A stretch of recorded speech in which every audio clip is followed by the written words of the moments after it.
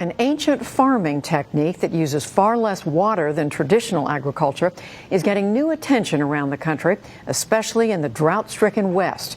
The NewsHour's Kat Wise has our report.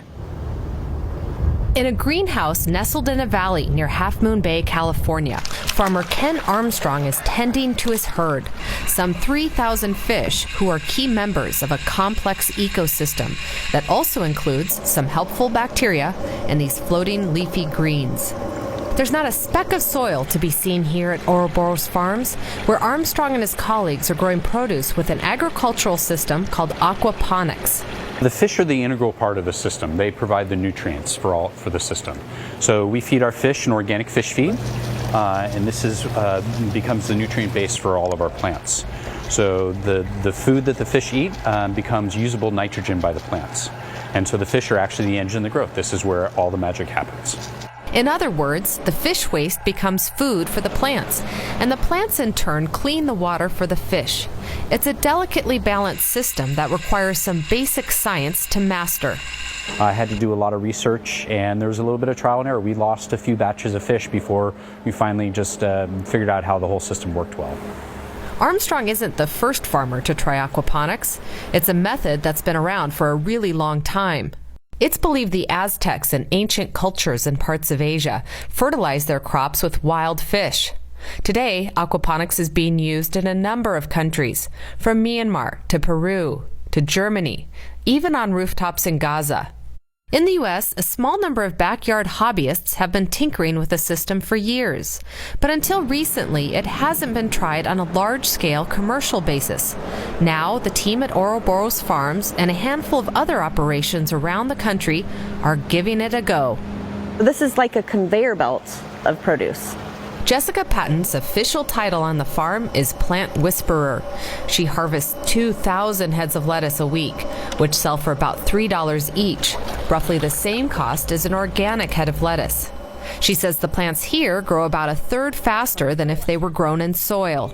In traditional farming methods, the plant expends a lot of energy sending out a taproot and trying to find nutrients. We have a constant nutrient supply underneath the plants. The plants are able to expend their energy in growing instead of sending out energy in a root mass. Faster plant growth is one of the benefits of aquaponics, but the other big one is water usage, a critical issue in drought-stricken California, where a large percentage of the state's developed water goes to agriculture. Some in the aquaponics industry claim their systems use about 90% less water than traditional soil farming. There's almost no evaporation in these systems. The only usage of water comes through transpiration, what the plants actually utilize. Comparing to soil agriculture, plants can only take up water through the tips of their roots, so you need to soak the top layer of soil in order for the water to get down to where the plant can actually use it. So that top layer of topsoil, all that water just evaporates. The 60,000 gallons of water at Ouroboros have been circulating for a year. Weekly top-offs are needed, but the overall water savings for each plant grown is significant.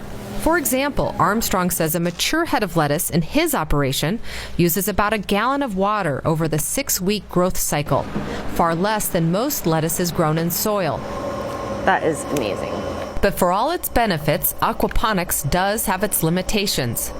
It doesn't make sense economically to grow certain staple foods like wheat and corn, given the infrastructure of the system. And a big drawback is cost. Armstrong, who is independently wealthy, spent $250,000 to build the system. In March, after 3 years in operation, he finally began to make a profit.